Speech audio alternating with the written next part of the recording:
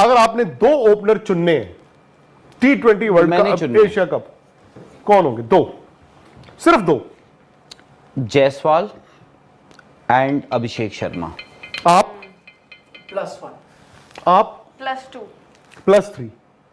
But इसमें एक परेशानी है कि विकेट कीपर आपका फिर संजू सैमसन हम पहले भी चर्चा करते थे, he can bat somewhere else.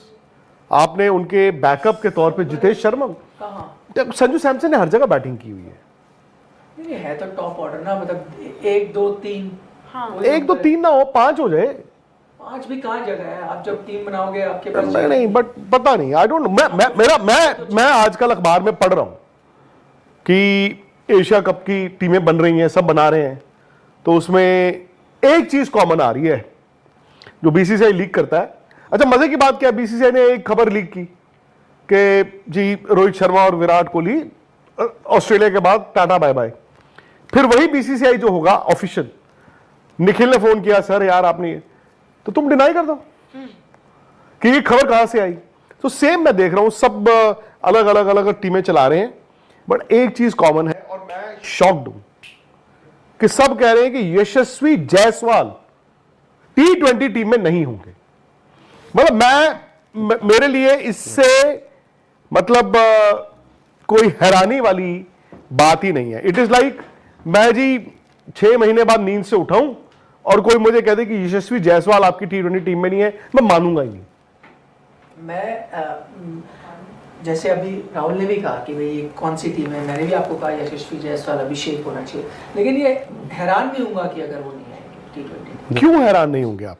क्योंकि आपको किसी की बलि देनी पड़ेगी। और अभिषेक बलि क्यों देनी है? बलि इसलिए देनी पड़ेगी, मल्टीपल रीजन है। एक तो मैंने कहा विकेट कीपिंग को लेकर, अब संजू सैमसन आपके नंबर 1 विकेट कीपर बैटर है T20 में, नो डाउट, बिल्कुल, तो कहीं ना कहीं तो आपको एडजस्ट करना पड़ेगा। अब उसमें तिलक वर्मा भी है जिनका परफॉर्मेंस बहुत अच्छा रहा है, लगातार T20 क्रिकेट खेल रहे हैं।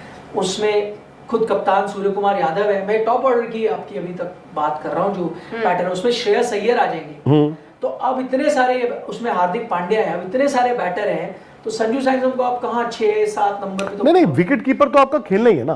बस चलो सिंपल, मैं इसको सिंप्लीफाई करता हूं। संजू सैमसन वाहिद विकेट कीपर है और आप कह रहे हैं कि वो ओपनिंग के लिए बेस्ट सूटेड है, मोस्ट सूटेड है, राइट? चलो, एक ओपनर आपने टिक कर दिया संजू सैमसन। अब मैं जायसवाल वगैरह बात ही नहीं कर रहा। दूसरा ओपनर कौन? अभिषेक शर्मा। शुभमन गिल कहां खेलेंगे?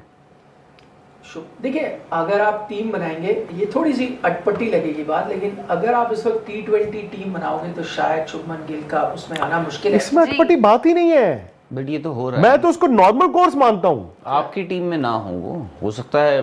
कहाँ खिलाओगे? मैं भी हैरान हूं कि वो टीम में आप कह रहे हैं कि वो T20। मेरी टीम में हैरान नहीं हूं। हाँ, आप देखो, अब उनको लेकर आओगे तो ये बात तो तय है कि आप उनको तय तो नहीं है खैर कि कहां खिलाओगे। ओपन करेंगे वो? कौन? सही बात है ना, Shubman Gill has to open. Yes, क्योंकि भाई शुभमन गिल को अगर आप उनका सैंपल साइज देखो, जो उन्होंने अच्छा भी खेला है T20s में, उसमें देखिए क्या शॉट मारा है आगे बढ़कर। खैर, तो उसमें यह है कि आप भाई उनको लोगे तो आई थिंक उनकी आईपीएल की परफॉर्मेंस एक बहुत बड़ा कंसिडरेशन रहेगा। और उनके जो रन आए हैं वो आए हैं as a top order batsman, as an opener वो आए हैं। बट संजू सैमसन, ये याद रखना, आप Sanju Samson is an allrounder, and the moment आप संजू सैमसन को एज ओपनर डाल देते हो, आपकी बहुत सारी उसमें दिक्कतें, यानी लोअर मिडिल ऑर्डर बहुत सॉल्व हो जाता है। क्योंकि मेरी टीम में एक चीज और है, क्योंकि हमने तिलक वर्मा को भी देखा है।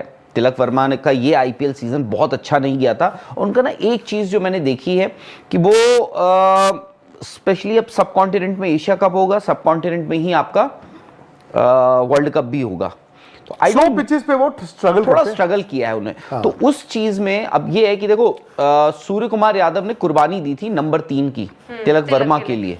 तो even if Sanju Samson is not opening, I can still get him to bat at number 3। कौन? संजू सैमसन। हाँ, मैं एक्चुअली निखिल, अगर आप मुझसे पूछें, Surya at number 4, Sanju Samson at number 3, Abhishek और जायसवाल एज ओपनर, ये मेरे होंगे। उसमें ना सूर्या का बेस्ट नहीं निकल रहा था नंबर 4 में यार।